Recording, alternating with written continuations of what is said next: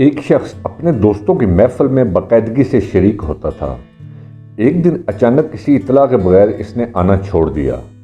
کچھ دنوں بعد ایک انتہائی سرد رات میں اس محفل کے ایک بزرگ نے اس سے ملنے کا فیصلہ کیا اور اس کے گھر چلے گئے۔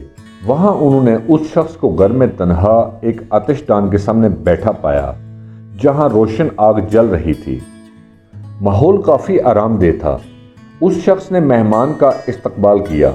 دونوں خاموشی سے بیٹھ گئے اور آتش دان کے آس پاس رقص کرتے شعلوں کو دیکھتے رہے۔ کچھ دیر بعد مہمان نے ایک لفظ کہے بغیر جلتے انگاروں میں سے ایک کا انتخاب کیا جو سب سے زیادہ چمک رہا تھا۔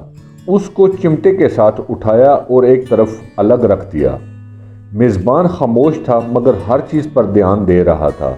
کچھ ہی دیر میں تنہا انگارے کا شعلہ بجھنے لگا۔ تھوڑی سی دیر میں جو کوئلہ پہلے روشن اور گرم تھا اب ایک کالے اور مردہ ٹکڑے کے سوا کچھ نہیں رہ گیا تھا۔ سلام کے بعد سے بہت ہی کم الفاظ بولے گئے تھے۔ روانگی سے پہلے مہمان نے بیکار کوئلہ اٹھایا اور اسے دوبارہ آگ کے بیچ رکھ دیا۔ فوری طور پر اس کے چاروں طرف جلتے ہوئے کولوں کی روشنی اور حرارت نے اسے دوبارہ زندہ کر دیا۔ جب مہمان روانگی کے لیے دروازے پر پہنچا تو میزبان نے کہا، آپ کی آمد کا اور آپ کے اس خوبصورت سبق کے لیے بہت شکریہ۔ میں جلد ہی آپ کی محفل میں واپس آؤں گا۔ دوستو، اکثر محفلیں کیوں بجھ جاتی ہیں؟ بہت آسان ہے، کیونکہ محفل کا ہر رکن دوسروں سے آگ اور حرارت لیتا ہے۔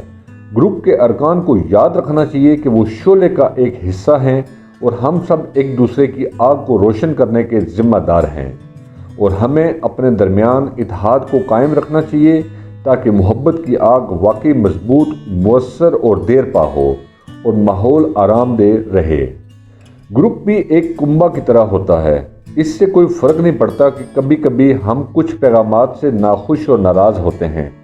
جو بات اہم ہے وہ یہ ہے کہ اس تعلق کو قائم رکھنا چاہیے۔